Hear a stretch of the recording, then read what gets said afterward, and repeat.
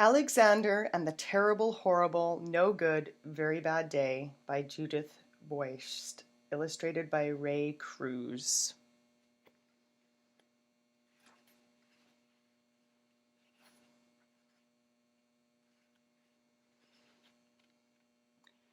I went to sleep with gum in my mouth, and now there's gum in my hair.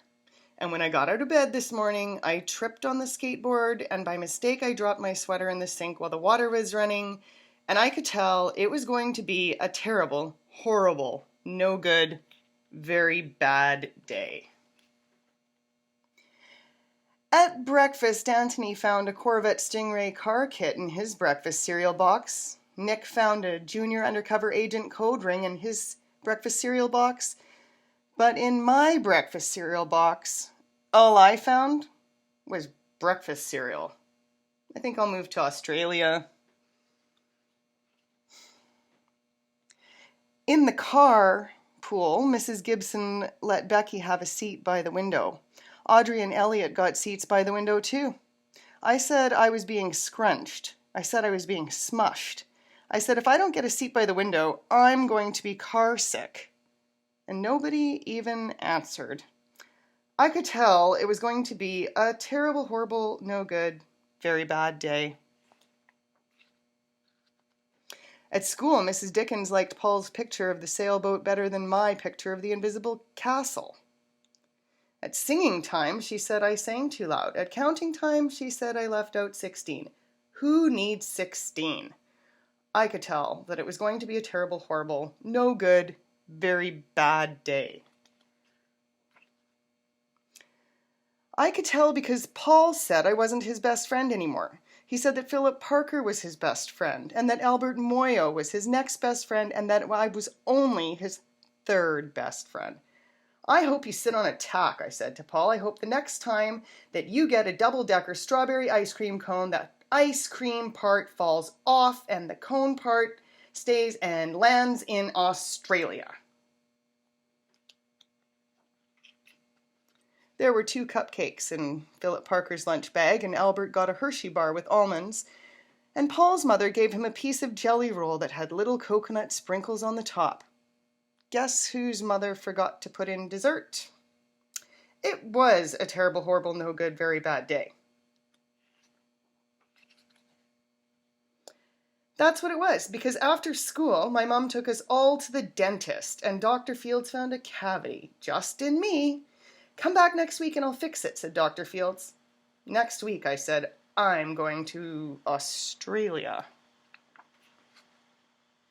On the way downstairs, the elevator door closed on my foot, and while we were waiting for my mom to go get the car, Anthony made me fall where it was muddy.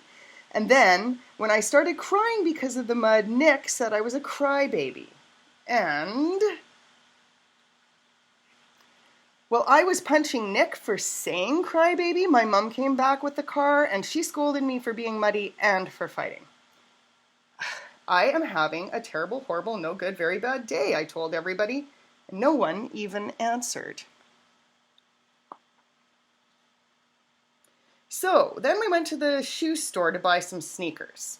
Anthony chose some white ones with blue stripes, and Nick chose red ones with white stripes. I chose blue ones with red stripes, but then the shoe man said, we're all sold out. They made me buy plain old white ones, but they can't make me wear them.